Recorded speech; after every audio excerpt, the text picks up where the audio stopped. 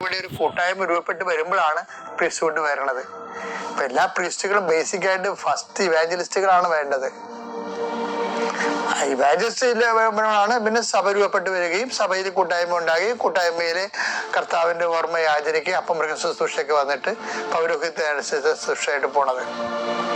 അപ്പൊ സ്വാഭാവികമായിട്ടും അച്ഛന്മാരായാലും പ്രീസ്റ്റ് ആയാലും ശരി, പ്രധാനപ്പെട്ട വിഷയം അൾട്ടിമേറ്റ് എന്താ ചെയ്യേണ്ടത്? ഇവാഞ്ചലൈസേഷനാണ്. ഉടമ്പടിയിലുള്ള ഏറ്റവും വലിയ ഗുണം എന്താണ്? ഇവാഞ്ചലൈസേഷന്റെ മെയിൻ സംഭവമാണ് ഉടമ്പടി. അതുകൊണ്ട് ആർക്കും, എല്ലാ മേഖലയുള്ളവർക്കും ഉടമ്പടി വിശിഷ്യ ദൈവദൗത്യം ചെയ്യാനും കൃപയ്ക്ക് മേൽകൃപ ആർജിക്കാനും ദൈവത്തിന്റെ ഒരു നടപടിക്രമമാണ്. പറ്റുന്നവരൊക്കെ അതിൽ പാലിക്കാനും ചെയ്യാനും കൃപയിൽ വളരാനും നമുക്ക് ശ്രമിക്കാം. പ്രീസറാണ്. അത്യപൂർവ ദൈവാനുഭവങ്ങൾ ഇനി നിങ്ങൾക്കും സ്വന്തം.